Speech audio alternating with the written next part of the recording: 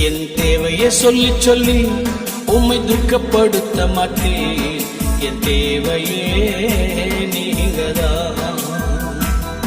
என் எண்ணத்தை சொல்லி சொல்லி நிறைவேற்றவும் சொல்ல மாட்டேன். என் இதயமே நீங்கதான்.